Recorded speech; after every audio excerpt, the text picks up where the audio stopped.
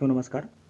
आज से हम लोग जो है कि एनसीईआरटी आधारित एमसीक्यू सवाल साइंस के जो है कि देखेंगे, जो कि दृष्टि पब्लिकेशन के द्वारा बनाई गई किताब में दिया गया है। और जैसा कि आप सबको मालूम है कि बिहार पीसीएस हो चाहे उत्तर प्रदेश पीसीएस हो, चाहे कहीं का भी कोई भी परीक्षा हो, वहाँ पे एनसीईआरटी आधारित सवाल बनते हैं। उनमें भी जो सामान्य विज्ञान है उसमें जो एनसीईआरटी आधारित सवाल कुछ ज़्यादा ही बनते हैं। तो इसीलिए हम लोग अगर ये कर लेते हैं या आप लोग कर लेते हैं इसको, तो जो जनरल साइंस के सवाल बनते हैं वो सवाल आप लोग आसानी से करने में जो है कि सक्षम होंगे। तो चलिए साथियों, देर न करते हुए आज से हम लोग जो है कि पहले करेंगे क्लास 6 का, फिर उसके बाद 7, फिर उसके बाद 8, फिर 9th, फिर 10th, फिर 11th, फिर 12th के जो है कि इसी तरह से हम जो है कि क्लास के सवालों को करते चलेंगे। तो आप सबके सामने आज मैं करूँगा पहले जो है कि क्लास 6 के सवालों को। तो चलिए साथियों, देखिए क्लास 6 का जो पहला सवाल बना है जनरल साइंस का, क्लास 6 के चैप्टर का, वो है आप सबके सामने। चैप्टर का नाम है भोजन, यह कहाँ से आता है। और इसमें जो पहला सवाल बना है साथियों वो है कि निम्नलिखित में से कौन सर्वाहारी की श्रेणी में आता है। शाकाहारी, मांसाहारी, और जिनमें ए और बी दोनों गुण हो। और ऑप्शन डी है कि इनमें से कोई नहीं। तो ऑप्शन जो सी है साथियों वो इसका सही जवाब है कि सर्वाहारी में कौन आते हैं, शाकाहारी और मांसाहारी जो होते हैं वो सर्वाहारी में आते हैं। देखिए, जो दोनों मतलब कि शाकाहारी भी होते हैं और मांसाहारी भी होते हैं, ऐसे व्यक्ति क्या किस श्रेणी में आते हैं, वो सर्वाहारी श्रेणी में आते हैं। तो चलिए इसकी व्याख्या देखते हैं साथियों। जो जंतु केवल पादप खाते हैं उन्हें शाकाहारी, तथा जो केवल जंतुओं को खाते हैं उन्हें मांसाहारी कहते हैं। जो जंतु पादप तथा दूसरे प्राणी दोनों को खाते हैं उन्हें सर्वाहारी कहते हैं। अब आप सबके सामने दूसरा सवाल वो है कि मधुमक्खियां फूलों से मकरंद एकत्र कर इसे भंडारित करती हैं क्योंकि। ऑप्शन है कि फूल और उनका मकरंद वर्ष में केवल कुछ समय ही उपलब्ध होते हैं। ऑप्शन बी है मधुमक्खियों में अधिक शहद होने की प्रवृत्ति होती है।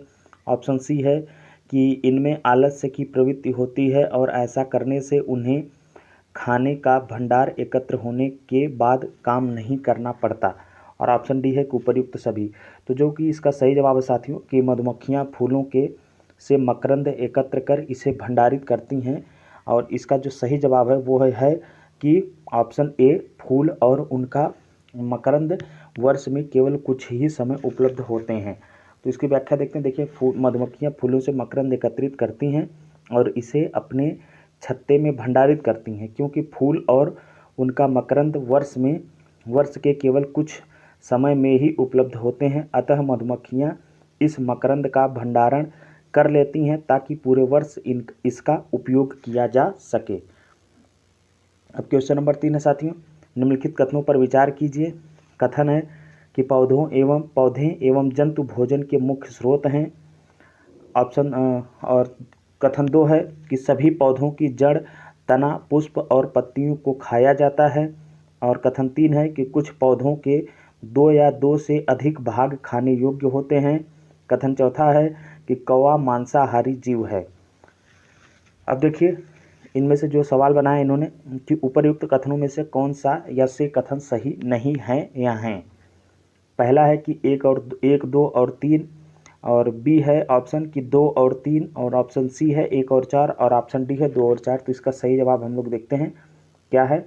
देखिए, क्वेश्चन नंबर 3 का जो सही है वो है ऑप्शन डी। ऑप्शन डी देखिए क्या है कि 2 और 4 सही है। तो चलिए इसकी व्याख्या देखते हैं। देखिए साथियों, सभी पौधों की जड़, तना, पुष्प एवं पत्तियों का प्रयोग खाने में नहीं किया जा सकता क्योंकि पौधों का कुछ विशेष हिस्सा ही प्रयोग योग्य होता है। सभी पौधों में कुछ भिन्नताएं भी होती हैं। सरसों की पत्तियों तथा बीज का ही प्रयोग खाने हेतु किया जाता है, अर्थात कुछ पौधों के 2 या 2 से अधिक भाग खाने में प्रयोग किया जाता है। कौवा एक सर्वाहारी जीव है। तो साथियों, उन्होंने विकल्प में बनाया था कि कौवा एक मांसाहारी जीव है जबकि कौवा सर्वाहारी जीव है। तो इस तरह से वो स्टेटमेंट गलत है। चलिए साथियों, अब देखते हैं क्वेश्चन नंबर 4। क्वेश्चन नंबर 4 है कि सूची 1 को सूची 2 से सुमेलित कीजिए और सूचियों के नीचे दिए गए कूट का प्रयोग कर सही उत्तर का चयन कीजिए। सूची 1 में क्या है? सूची 1 में है शेर एवं बाघ। इसके सामने दिया है सूची 2 में सब्जियां हैं। दूसरा है कि शाकाहारी, सूची 1 में इसके सामने दिया है कि सभी जंतु उत्पाद हैं, और सूची 1 में जो सी है वो है कि पालक और फूल गोभी, और तो सूची 2 में इसके सामने है कि दूसरे जंतु को खाते हैं, और सूची 1 में है कि दूध, पनीर, घी, दही।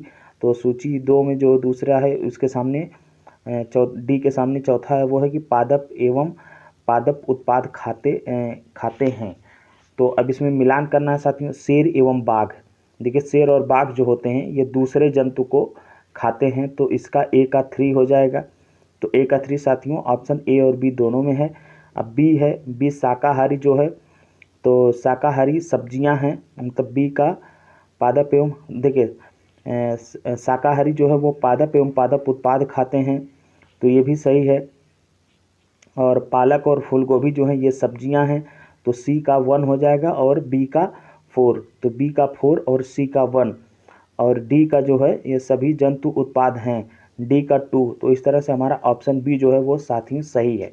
देखिए शेर एवं बाघ जो हैं वो दूसरे जंतु को खाते हैं, शाकाहारी पादप एवं पादप उत्पाद खाते हैं, और पालक, फूल गोभी ये सब्जियां हैं, दूध, पनीर, घी, दही सभी जंतु उत्पाद हैं। अब दूसरे चैप्टर से देखते हैं साथियों, जो पहला सवाल इन्होंने बनाया है वो है कि निम्नलिखित में से कौन सा या से भोजन के पोषक तत्वों में सम्मिलित है या हैं। ऑप्शन है खनिज लवण, विटामिन, आहारी रेशे, रूक्षांश। नीचे दिए गए कूट में से सही उत्तर चुनिए। केवल एक, केवल दो, केवल एक, एक और दो, केवल दो, एक और दो, तीन, मतलब सभी। तो देखते हैं इसकी व्याख्या साथियों। इसका सही जवाब है ऑप्शन बी। ऑप्शन बी मतलब पहला और दूसरा इसमें सही है, मतलब खनिज लवण, विटामिन ये दोनों सही है जो भोजन के पोषक तत्वों में सम्मिलित हैं। व्याख्या देखते हैं। देखिए भोजन के मुख्य पोषक तत्वों में कार्बोहाइड्रेट, प्रोटीन, वसा, विटामिन तथा खनिज लवण सम्मिलित हैं। तो इस तरह से साथियों जो पहला स्टेटमेंट है कि भोजक तत्वों के सम्मिलित है खनिज लवण और विटामिन, ये तो आ गया, ये सही है। और रूक्षांश दे रहा है आहारी रेशे। इसके अतिरिक्त भोजन जो है कि भोजन में आहारी रेशे और जल भी होता है। रूक्षांश हमारे शरीर को कोई पोषक प्रदान नहीं करते हैं। तो इस तरह से साथियों पहला और दूसरा सही हो गया, ऑप्शन बी। और जो है कि ये पोषक तत्वों में सम्मिलित नहीं है हमारे शरीर के आहारी रेशे। तो इस तरह से केवल वही दो सही हैं। चलिए देखते हैं क्वेश्चन नंबर 2। क्वेश्चन नंबर 2 है कि भोजन के विभिन्न पोषक तत्वों के संदर्भ में निम्नलिखित कथनों पर विचार कीजिए। पहला है कि कार्बोहाइड्रेट तथा वसा हमारे शरीर को मुख्य रूप से ऊर्जा प्रदान करते हैं। दूसरा है कि प्रोटीन तथा खनिज लवण हमारे शरीर की वृद्धि तथा अनुरक्षण के लिए आवश्यक होते हैं। तीसरा स्टेटमेंट है कि विटामिन हमारे शरीर की रोगों से रक्षा करने में सहायता करते हैं। इन्होंने जो स्टेटमेंट बनाया है कि केवल एक और दो सही है, 2 और 3 सही है, और 1 और 3 सही है, 1, 2, 3 सही है। तो इसमें साथियों जो है कि दिए हुए सभी स्टेटमेंट सही हैं। उपर्युक्त देखिए व्याख्या दिया है, उपर्युक्त तीनों कथन सही है। कार्बोहाइड्रेट और वसा से शरीर को ऊर्जा मिलती है। प्रोटीन तथा खनिज लवण शरीर की वृद्धि एवं अनुरक्षण के लिए आवश्यक हैं। तो साथियों प्रोटीन और खनिज जो है किसके लिए आवश्यक हैं। देखिए प्रोटीन और खनिज जो है ये खनिज लवण ये शरीर की वृद्धि एवं अनुरक्षण के लिए आवश्यक हैं। और कार्बोहाइड्रेट और वसा से जो है कि शरीर को क्या मिलती है, ऊर्जा मिलती है। और विटामिन हमारे शरीर को रोगों से रक्षा करने में सहायता देते हैं, जबकि रूक्षांश बिना पचे भोजन को बाहर निकालने में हमारे शरीर की सहायता करता है। अब देखते हैं क्वेश्चन नंबर 3। क्वेश्चन नंबर 3 है कि कार्बोहाइड्रेट के विभिन्न प्रकारों के संदर्भ में निम्नलिखित पर विचार कीजिए। अमीनो अम्ल, मंड, शर्करा, उपर्युक्त में से कौन सा या से कार्बोहाइड्रेट का प्रकार नहीं है। पूछ रहा है कि अमीनो अम्ल, मंड और शर्करा में से कौन कार्बोहाइड्रेट का प्रकार नहीं है। इन्होंने वो बनाया है विकल्प कि केवल एक, एक और दो, 2 और 3, 1, 2, 3। तो इसमें जो सही है साथियों वो है ऑप्शन ए, मतलब अमीनो अम्ल। देखिए व्याख्या देखते हैं। कार्बोहाइड्रेट कई प्रकार के होते हैं। हमारे जो भोजन में पाए जाने वाले मुख्य कार्बोहाइड्रेट मंड तथा शर्करा के रूप में होते हैं। किसके रूप में, स्टार्च और शुगर के रूप में हमारे शरीर में जो है कि कार्बोहाइड्रेट होते हैं। अमीनो अम्ल जो है साथियों ये प्रोटीन होते हैं, न कि कार्बोहाइड्रेट। अब क्वेश्चन नंबर 4 है साथियों। कि क्वेश्चन नंबर 4 है, वसा भोजन का एक महत्वपूर्ण घटक है। कह रहा है कि वसा भोजन का एक महत्वपूर्ण घटक है। वसा के संदर्भ में निम्नलिखित कथनों पर विचार कीजिए। पहला है कि भोजन में वसा की अत्यधिक मात्रा मोटापे का कारण होती है। मतलब भोजन में अगर अधिक वसा लेंगे तो मोटापे का कारण होता है। ये तो बात सही है साथियों, कॉमन सी बात है। अब दूसरा है स्टेटमेंट कि वसा शरीर को ऊर्जा प्रदान करती है, ये भी बात सही है। तीसरा स्टेटमेंट है कि वसा की तुलना में कार्बोहाइड्रेट की समान मात्रा से हमें अधिक ऊर्जा प्राप्त होती है। तो अब देखते हैं इसका सही जवाब क्या है और इसकी व्याख्या देखते हैं। तो क्वेश्चन नंबर 4 का जो सही जवाब है साथियों वो है, देखिए इन्होंने विकल्प बनाया कि उपयुक्त कथन में से कौन से सही हैं। तो इसमें जो सही है वो है पहला और दूसरा कथन, परंतु तीसरा कथन गलत है, क्योंकि कार्बोहाइड्रेट की तुलना में वसा की समान मात्रा से हमें अधिक ऊर्जा प्राप्त होती है। और जबकि इन्होंने कथन 3 में कहा क्या है, कथन 3 में इन्होंने कहा है कि वसा की तुलना में कार्बोहाइड्रेट की समान मात्रा से हमें अधिक ऊर्जा प्राप्त होती है। कार्बोहाइड्रेट की समान मात्रा से वसा की तुलना में, तो जबकि बात क्या है इसका वो सही होता है कि कार्बोहाइड्रेट की तुलना में वसा की समान मात्रा से हमें जो है कि अधिक, मतलब कि अगर कार्बोहाइड्रेट जितना लेंगे और उतना वसा लेंगे तो वसा से ज़्यादा ऊर्जा हमें जो है कि प्राप्त होती है कार्बोहाइड्रेट से की अपेक्षा। अब क्वेश्चन नंबर 5 है साथियों कि पोषक तत्वों के अलावा जल भी भोजन का हिस्सा होता है। मतलब पोषक तत्वों के अलावा जल है जो ये भी जो है कि भोजन का हिस्सा होता है। इस रूप में जल के संदर्भ में निम्नलिखित कथनों पर विचार कीजिए।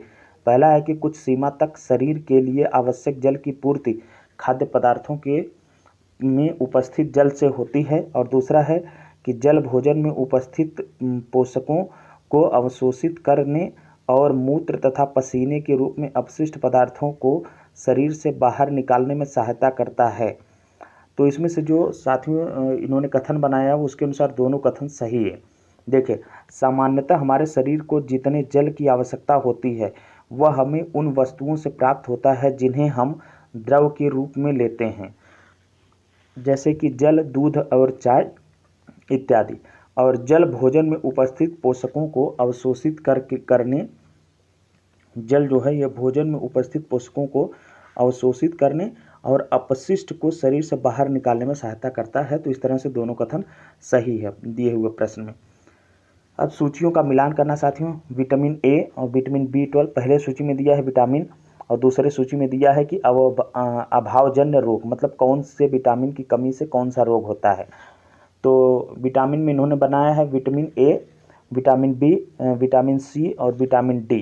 तो इधर अभावजन्य रोग में तो हम लोग जानते हैं कि विटामिन ए की कमी से और विटामिन B1, विटामिन C और विटामिन D की, देखिए विटामिन D की कमी से साथियों जो होता है वह साथियों देखिए विटामिन ए की कमी से होता है रतौंधी रोग, मतलब उसमें आँखों से दिखना कम हो जाता है तो उसे दृष्टिहीनता भी कह सकते हैं। और विटामिन B1 की कमी से होता है बेरी रोग, और विटामिन C की कमी से साथियों होता है स्कर्वी रोग, और विटामिन D की कमी से होता है रिकेट्स रोग, जो कि हड्डियां जिसमें कमज़ोर हो जाती हैं। अब देखिए व्याख्या में दिया है कि देखिए विटामिन ए की कमी से दृष्टिहीनता, रतौंधी होती है, कमज़ोर दृष्टि, अंधेरे में कम दिखाई देना और कभी कभी पूरी तरह दिखाई देना बंद हो जाना रतौंधी के लक्षण है। और विटामिन B1 की कमी से बेरी रोग होता है, दुर्बल पेशियां और काम करने की ऊर्जा में कमी इस रोग के लक्षण है। और विटामिन C की कमी से स्कर्वी रोग होता है, मसूड़ों से खून निकलना और घाव भरने में अधिक समय लगना इस रोग के लक्षण हैं। और विटामिन डी की कमी से रिकेट्स होता है, इसमें अस्थियां मुलायम होकर मुड़ने लगती हैं। अब देखिए क्वेश्चन नंबर 7 है कि निम्नलिखित में से कौन सा कथन असत्य है।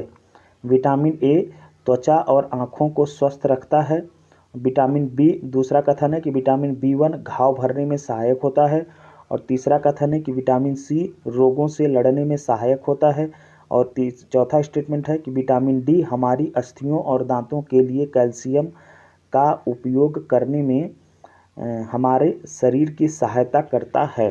तो इसमें जो गलत कथन है साथियों वो है ऑप्शन बी, मतलब विटामिन B1 जो होता है घाव भरने में सहायक होता है, ये बात गलत है।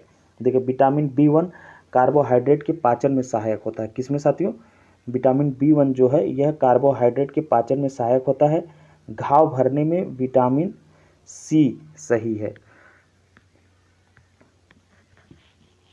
देखिए विटामिन B1 के बारे में इन्होंने कहा है कि घाव भरने में सहायक है, जबकि घाव भरने में सहायक विटामिन C है।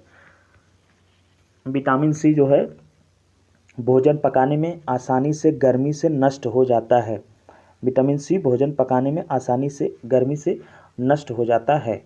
अब देखिए क्वेश्चन नंबर 8 है साथियों कि निम्नलिखित युग्मों पर विचार कीजिए। एक तरफ खनिज है और दूसरी तरफ जो है कि उस खनिज की कमी से कौन सा रोग होता है वो है। तो कैल्शियम खनिज के तरफ दिया है कैल्शियम, आयोडीन, लौह, और अभावजन्य रोग में दिया है अस्थि क्षय, घेंघा जिसे ग्वाइटर भी कहते हैं, और दंत क्षय। तो बोला है कि कौन से युग्म सही हैं। 1 और 2 केवल 2, 1 और 2 3 सभी सही हैं, उपर्युक्त में से कोई नहीं। तो इसमें से जो सही हैं जोड़े वो हैं कि कैल्शियम, अस्थि क्षय और आयोडीन खनिज की कमी से घेंघा जो रोग होता है ये सही है। और लौह के सामने दिया है लौह खनिज की कमी से जो अभावजन्य रोग है दंत क्षय, ये बात गलत है। तो व्याख्या देखते हैं साथियों। देखिए लंबी अवधि तक पोषकों के अभाव के कारण होने वाले रोग अभावजन्य रोग कहलाते हैं। कैल्शियम की कमी से अस्थियां एवं दंत क्षय से संबंधित विकार होता है। तो कैल्शियम की कमी से क्या होता है, अस्थियां एवं दंत क्षय से संबंधित विकार होता है। और आयोडीन की कमी से घेंघा होता है। क्या होता है आयोडीन की कमी से, देखिए इन्होंने दिया घेंघा, तो ये सही है, ये दोनों सही हैं। और गर्दन की ग्रंथि का फूलना और बच्चों में मानसिक विकलांगता इसके प्रमुख लक्षण हैं।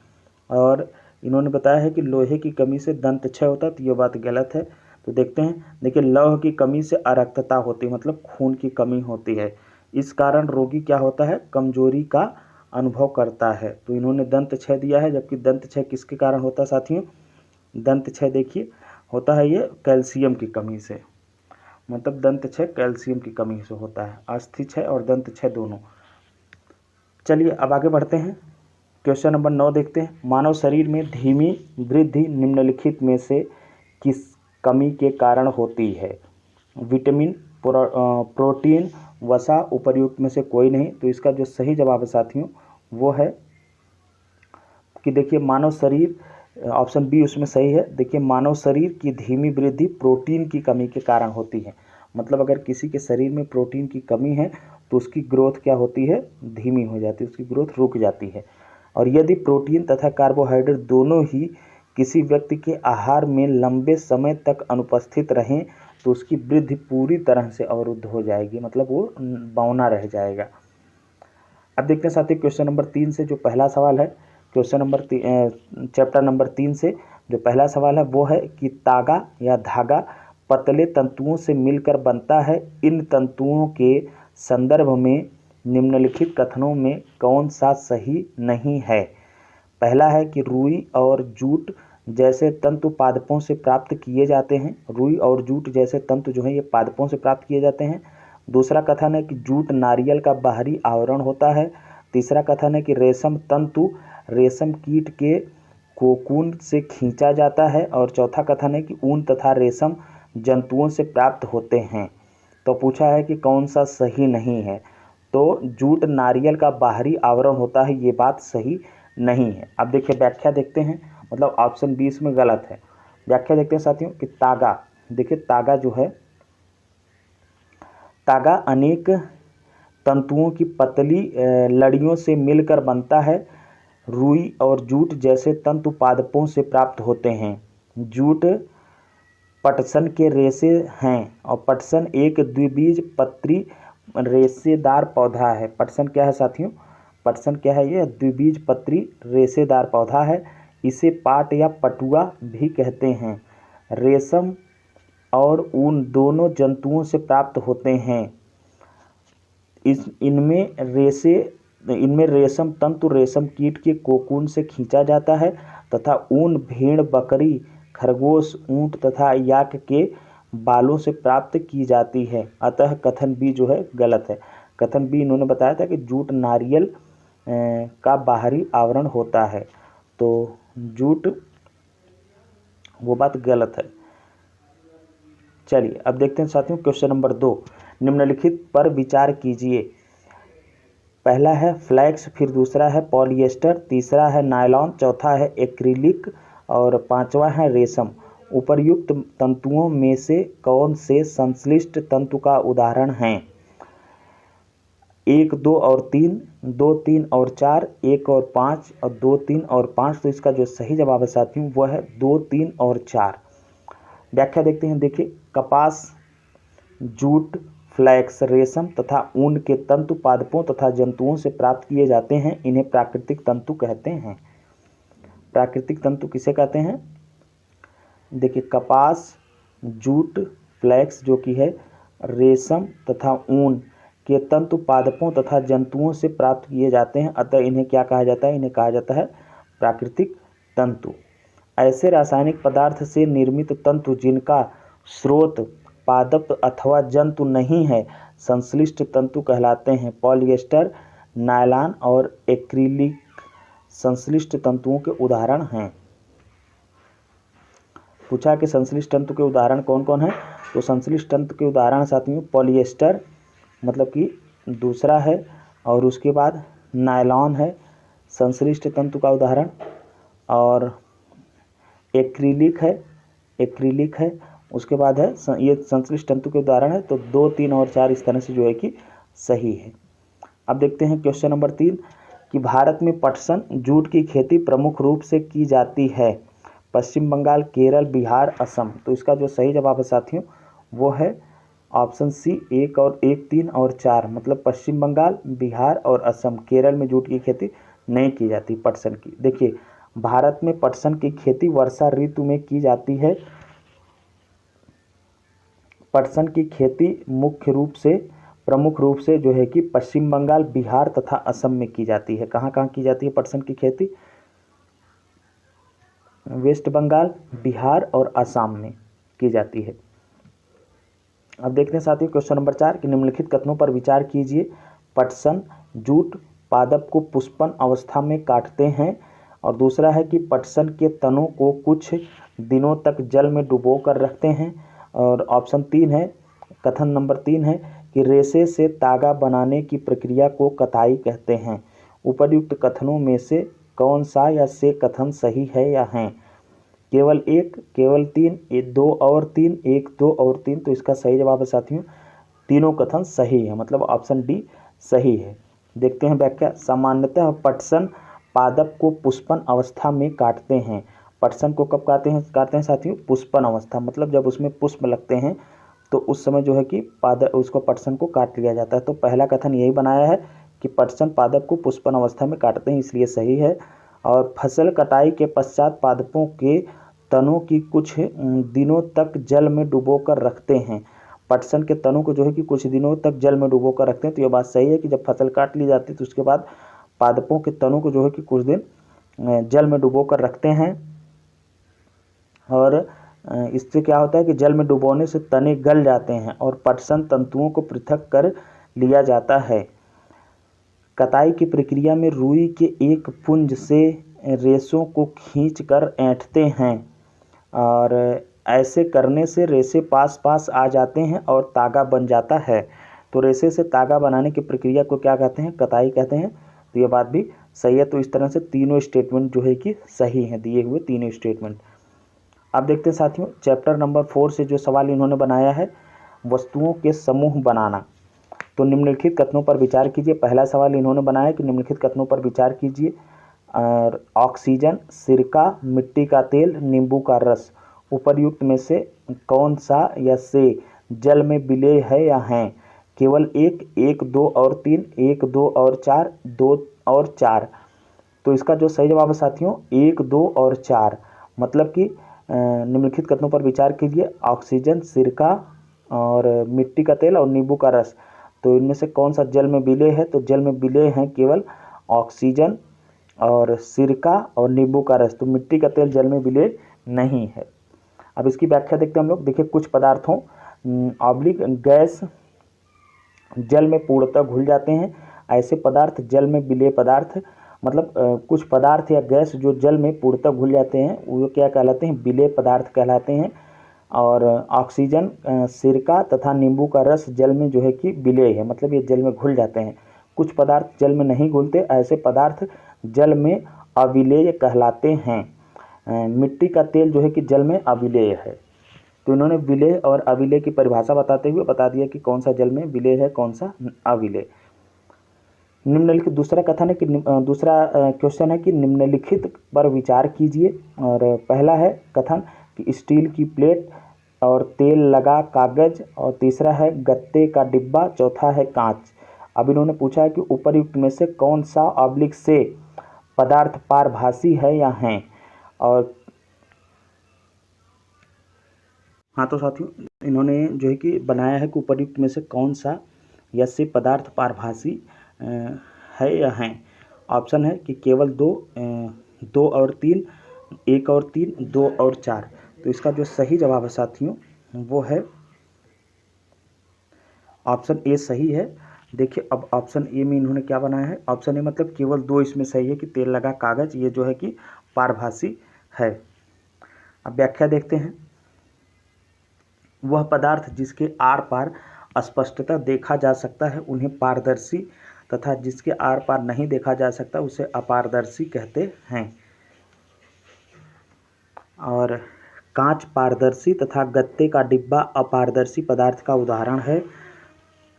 ऐसे पदार्थ जिसके आर पार देखा तो जा सकता है परंतु बहुत स्पष्ट नहीं देखा जा सकता उन्हें पारभासी पदार्थ कहते हैं। जैसे तेल लगा कागज। अब क्वेश्चन नंबर 3 है साथियों। तो इस तरह से हमने पारदर्शी, अपारदर्शी और पारभासी ये क्या होता है, 3 हमने परिभाषाएं जान ली। देखिए क्वेश्चन नंबर 3 है कि निम्नलिखित कथनों पर विचार कीजिए।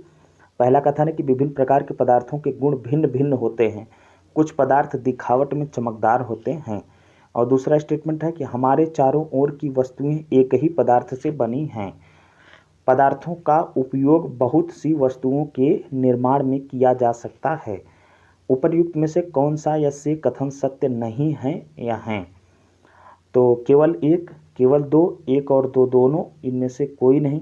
तो सत्य नहीं है, दोनों ही सत्य नहीं है। अब इसकी व्याख्या देखते हैं।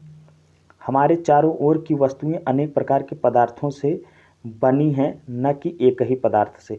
तो उन्होंने क्या बनाया है, पहला स्टेटमेंट कि विभिन्न प्रकार के पदार्थों के हमारे चारों ओर की वस्तुएं एक ही पदार्थ से बनी हैं। तो इस तरह से ये जो दूसरा स्टेटमेंट है साथियों ये क्या हो जाएगा, गलत हो जाएगा। अब देखिए पहला क्यों गलत है वो देखते हैं। पहला है, इन्होंने बनाया है कि विभिन्न प्रकार के पदार्थों के गुण भिन्न भिन्न होते हैं, कुछ पदार्थ दिखावट में चमकदार होते हैं। पहला स्टेटमेंट सही है साथियों, दूसरा ही केवल गलत है। चलिए अब देखते हैं क्वेश्चन नंबर, चैप्टर नंबर 5 का सवाल देखते हैं। चैप्टर नंबर 5 है पदार्थों का पृथक्करण। इससे जो पहला सवाल इन्होंने बनाया है वो है कि पदार्थों के पृथक्करण सेपरेशन के संदर्भ में निम्नलिखित पर विचार कीजिए। निष्पावन और निस्तारण, निस्यंदन। तो उपर्युक्त में से कौन सा या से पृथक्करण की विधि या ऑब्लिक विधियां हैं या हैं। केवल 1 और 2, केवल 2, 1 और 3, 1, 2 और 3। तो इसका सही जवाब है साथियों सभी 1, 2 और 3। पूछ रहा है कि पदार्थों के पृथक्करण के संबंध में निम्नलिखित पर विचार कीजिए, और पूछ रहा है कि इनमें से कौन सा पृथक्करण की विधियां हैं। निष्पावन, निस्तारण और निस्यंदन तीनों ही जो है कि पृथक्करण की विधियां हैं, सेपरेशन की विधियां तीनों ही हैं। अब व्याख्या देखते हैं कैसे। देखिए निष्पावन, निस्तारण और निस्यंदन तीनों ही मिश्रणों से अवयवियों के पृथक्करण की विधियां हैं।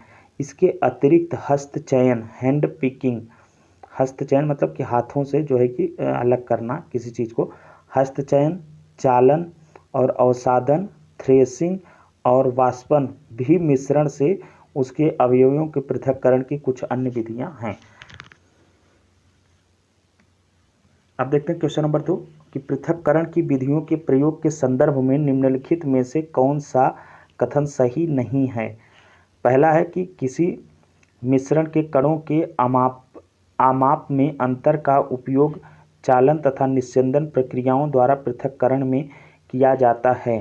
दूसरा कथन है कि रेत और जल के मिश्रण में रेत के भारी कण तली में बैठ जाते हैं और अवसादन की विधि द्वारा जल को उड़ेल कर पृथक किया जाता है। और तीसरा कथन इन्होंने बनाया है कि द्रव तथा उसमें अविलेय पदार्थ के अवयवों को निस्यंदन की विधि द्वारा पृथक किया जा सकता है। और चौथा कथन इन्होंने बनाया है कि वाष्पन की विधि का प्रयोग द्रव में घुले ठोस को पृथक करने में किया जाता है। तो उन्होंने पूछा क्या था कि पृथक्करण की विधियों के प्रयोग के संदर्भ में निम्नलिखित में से कौन सा कथन सही नहीं है। तो इसमें जो सही नहीं है वो है ऑप्शन बी सही नहीं है। तो चलिए अब व्याख्या देखते हैं। ऑप्शन बी सही नहीं है मतलब ऑप्शन बी ये है कि रेत और जल के पृथक के मिश्रण में रेत के भारी कण तली में बैठ जाते हैं और अवसाद की विधि द्वारा जल को उड़ेल कर पृथक किया जाता है। ये स्टेटमेंट गलत है। तो क्यों गलत है व्याख्या देखते हैं। देखिए साथियों, चालन प्रक्रिया में चलनी छन्नी का प्रयोग किया जाता है। इसमें मिश्रित अवयवों के बड़े कणों को चालकर अलग कर लिया जाता है। तो इस तरह से हमारा जो पहला स्टेटमेंट है, एक सेकंड, तो इस तरह से ये बात जो है कि सही है साथियों। अब देखिए, अधिक महीन अशुद्धियों को छानने के लिए कपड़े अथवा फिल्टर पत्र का उपयोग करते हैं। इस प्रक्रिया को निस्यंदन कहते हैं। तो निस्यंदन की परिभाषा भी यही हम आपको जो है कि आपको जान लेना चाहिए। देखिए, अधिक महीन अशुद्धियों को छानने के लिए कपड़े अथवा फिल्टर पत्र का उपयोग करते हैं। इस प्रक्रिया को क्या कहते हैं? इस प्रक्रिया को निस्यंदन कहते हैं। और दोनों प्रक्रियाओं में मिश्रण के कणों के आमाप में अंतर का उपयोग किया जाता है। और आगे इन्होंने व्याख्या में लिखा है कि मिश्रण में जल मिलाने पर भारी अवयवों के तली में बैठ जाने के प्रक्रम को अवसादन कहते हैं। इसको क्या कहते हैं? अवसादन कहते हैं। मिश्रण में जब जल मिलाने पर भारी अवयवों की तली में बैठ जाने की प्रक्रम को अवसादन कहते हैं। अवसादित मिश्रण को बिना हिलाए जल को मिट्टी सहित उड़ेलने की क्रिया को निस्तारण कहते हैं। तो अतः कथन बी जो है कि वो गलत है। कथन बी इन्होंने कहा था कि रेत और जल के मिश्रण में रेत के भारी कण तली में बैठ जाते हैं और अवसादन की विधि द्वारा जल को उड़ेलकर पृथक किया जाता है। तो इन्होंने इसको अवसादन कहा था, तो अवसादन नहीं है ये। देखिए, और आगे इन्होंने व्याख्या बताया कि द्रव में घुले ठोस को अलग करने के लिए वाष्पन विधि का प्रयोग करते हैं। द्रव में जो घुले ठोस होते हैं उन्हें पृथक करने के लिए वाष्पन विधि का प्रयोग करते हैं। किसी द्रव को वाष्प में परिवर्तित करने की प्रक्रिया को क्या कहते हैं? वाष्पन। चलिए अब देखते हैं क्वेश्चन नंबर 3 साथियों, कि जिस विलय मतलब सॉल्यूशन में कोई पदार्थ एक सीमा के बाद और अधिक न घोला जा सके, ऐसे विलयन निम्नलिखित में से क्या कहलाता है? तो ऐसा विलयन पूछ रहा है कि निम्नलिखित में से क्या कहलाता है? जिस विलयन में कोई पदार्थ एक सीमा के बाद और अधिक न घोला जा सके। पहला है कि संतृप्त विलयन, असंतृप्त विलयन, कोलाइडी विलयन, जेल। तो इसका सही जवाब है साथियों संतृप्त विलयन। जिस विलयन में किसी पदार्थ की मात्रा एक सीमा से अधिक नहीं घोली जा सके वह उस पदार्थ का संतृप्त विलयन होता है। अब क्वेश्चन नंबर 4 है कि किसी पदार्थ के विलयन को गर्म करने से उसकी विलेयता पर निम्नलिखित में से क्या प्रभाव पड़ता है? बढ़ती है, घटती है, स्थिर रहती है? इनमें से कोई नहीं, तो बढ़ती है। सही जवाब क्या है? विलयन का तापमान बढ़ने पर उसकी विलेयता क्या होती है? बढ़ती है। अब देखते हैं साथियों चैप्टर नंबर 6 से क्या सवाल इन्होंने बनाया है। कि चैप्टर नंबर 6 है कि हमारे चारों ओर के परिवर्तन। देखिए, औजारों के लोहे के फलक में बने वलय में लकड़ी का हत्था लगाने के लिए फलक के वलय वाले हिस्से को गर्म किया जाता है। गर्म करने से वलय में निम्नलिखित में से क्या परिवर्तन होता है? उसका आकार छोटा होता है, उसका आकार बड़ा होता है, उसके आकार में कोई परिवर्तन नहीं होता है, इनमें से कोई नहीं। तो इसका जो सही जवाब है साथियों वो है ऑप्शन बी। ऑप्शन बी क्या है कि उसका आकार क्या होता है? बड़ा होता है। व्याख्या देखते हैं। देखिए, औजारों में लोहे के फलक में एक वलय होता है जिसमें लकड़ी के हत्थे को फंसा लिया जाता है। साधारणतः इस वलय का आमाप लकड़ी के हत्थे के घेरे से थोड़ा छोटा होता है। हत्थे को वलय में फंसाने के लिए वलय को गर्म करते हैं जिससे उसका आकार बड़ा हो जाता है, फैल जाता है। अब हत्था आसानी से इसमें जड़ लिया जाता है। जब वलय ठंडा होता है तो सिकुड़ जाता है जिससे यह हत्थे पर कस जाता है। इसी प्रकार के परिवर्तन का उपयोग बैलगाड़ी के लकड़ी के पहिए पर लोहे के रिम को कसने के लिए भी किया जाता है। अब क्वेश्चन नंबर 2 साथियों इन्होंने बनाया है कि निम्नलिखित पर विचार कीजिए। कागज का जलना, दूध का दही बनना, नमक का पानी में घुलना, कुम्हार द्वारा मिट्टी के ढेर को बर्तन में बदलना। उपर्युक्त में से कौन से परिवर्तन उत्क्रमित रिवर्स्ड किए जा सकते हैं? केवल 1 और 2, 2 और 3, 1 और 3, 3 और 4। तो इसका सही जवाब साथियों 3 और 4, मतलब नमक का पानी में घुलना और कुम्हार द्वारा मिट्टी के ढेर को बर्तन में बदलना, ये परिवर्तन क्या होते हैं? ये उत्क्रमित किए जा सकते हैं। तो इसकी व्याख्या देखते हैं। देखिए, कुछ परिवर्तनों को उत्क्रमित किया जा सकता है तथा कुछ को नहीं। कागज का जलना तथा दूध का दही बनना, ये परिवर्तन उत्क्रमित नहीं किए जा सकते हैं, जबकि नमक का पानी में घुलना तथा कुम्हार द्वारा मिट्टी के ढेर को बर्तन में बदलना उत्क्रमित किए जा सकने वाले परिवर्तन हैं। परंतु कुम्हार द्वारा मिट्टी के बर्तनों को भट्ठी में सेंकने के बाद हुए परिवर्तन को उत्क्रमित नहीं किया जा सकता है, मतलब पुनः उसे उसी रूप में बदला नहीं जा सकता है। उत्क्रमित का मतलब इन्होंने कहा है कि जो रूप था उसका उसी रूप में उसे पुनः वापस नहीं लाया जा सकता है। अब देखते हैं साथियों चैप्टर नंबर 7 से इन्होंने क्या सवाल बनाया है। चैप्टर नंबर 7 का नाम है पौधों को जानिए। इससे जो पहला सवाल है इनका साथियों वो है कि पुष्प के विभिन्न भागों में निम्नलिखित में से कौन सा या से सम्मिलित नहीं है या हैं?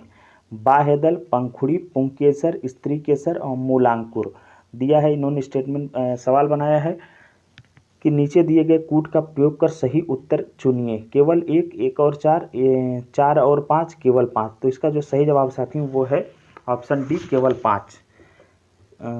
पुष्प के विभिन्न भागों में से निम्नलिखित में से जो है कि ये सम्मिलित नहीं है, कौन सा? मूलांकुर। अब व्याख्या देखते हैं साथियों। देखिए, बाह्यदल और पंखुड़ी, पुंकेसर और स्त्री केसर पुष्प के विभिन्न भाग हैं। क्या क्या हैं? पुष्प के विभिन्न भाग हैं बाह्यदल, पंखुड़ी, पुंकेसर और स्त्री केसर। परागकोश और तंतु पुंकेसर के भाग हैं। परागकोश और तंतु भी जो है कि पुंकेसर के भाग हैं, जबकि वर्तिका, वर्तिकाग्र, अंडाशय और बीजांड स्त्री केसर के भाग हैं। परागकोश और तंतु किसके भाग हैं? देखिए, परागकोश और तंतु पुंकेसर के भाग हैं, जबकि वर्तिका, वर्तिकाग्र, अंडाशय और बीजांड ये किसके भाग हैं? ये स्त्री केसर के भाग हैं। तो यहाँ पर इन्होंने पुंकेसर और स्त्री केसर में क्या क्या उसके कौन कौन से भाग हैं ये भी बता दिया है। तो अब देखते हैं आगे व्याख्या में उन्होंने कहा है कि बीज के जमने के समय जो भाग मूलज या मूलांकुर से निकलता है उसे जड़ कहते हैं, अतः मूलांकुर बीज से संबंधित है। तो इन्होंने क्या पूछा था कि पुष्प के, तो मतलब ये पुष्प से संबंधित नहीं है मूलांकर। तो चलिए साथियों अब देखते हैं क्वेश्चन नंबर, ये पहला था पौधों के लिए जानिए वाले चैप्टर से। दूसरा देखते हैं क्या है। दूसरा है कि पत्तियों के संदर्भ में निम्नलिखित में से कौन सा कथन सही नहीं है। पहला है कि पत्ती में सिराओं का प्रतिरूप सिरा विन्यास कहलाता है। यह जालिका रूपी अथवा समांतर हो सकता है। और ऑप्शन बी है कि पत्ती में पर्णवृंत और फलक होते हैं। ऑप्शन सी है कि पत्तियां सूर्य के प्रकाश की उपस्थिति में ही मंड संश्लेषित करती हैं। और ऑप्शन डी है कि पत्तियां वायुमंडल में उपस्थित जलवाष्प का कुछ हिस्सा भोजन बनाने की प्रक्रिया में ग्रहण करती हैं। तो इन्होंने पूछा है कौन सा कथन सही नहीं है, तो यही ऑप्शन डी सही नहीं है साथियों। ए, बी और सी सही है परंतु डी गलत है। देखिए, क्योंकि पत्तियां वायुमंडल से जलवाष्प ग्रहण नहीं करती बल्कि वाष्पोत्सर्जन की क्रिया द्वारा बड़ी मात्रा में जलवाष्प को वायुमंडल में निष्कासित करती हैं। तो इन्होंने उल्टा इस स्टेटमेंट को कह दिया। बाकी जो है कि तीनों स्टेटमेंट सही है। मतलब पत्तियां जो होती, पत्ती सिराओं का प्रतिरूप सिरा विन्यास कहलाता है। तो ये हमको आपको याद रख लेना है, पत्ती में सिराओं का प्रतिरूप क्या कहलाता है? सिरा विन्यास कहलाता है। यह जालिका के रूपी अथवा समांतर हो सकता है। और पत्ती में पर्णवृंत और फलक होते हैं। पत्ती में क्या क्या होते हैं? पर्णवृंत और फलक होते हैं। पत्तियां सूर्य के प्रकाश की उपस्थिति में ही मंड संश्लेषित करती हैं। तो ये पूछ सकता है कि क्या पत्तियां मंड का संश्लेषण प्रकाश के अनुपस्थिति में भी कर सकती हैं? तो ये नहीं होगा, मतलब प्रकाश की उपस्थिति में ही मंड संश्लेषित करती हैं पत्तियां। अब देखते हैं क्वेश्चन नंबर 3 साथियों। तने दो तरफा मार्ग का कार्य करते हैं, तनों के कार्य के संदर्भ में निम्नलिखित कथनों पर विचार कीजिए।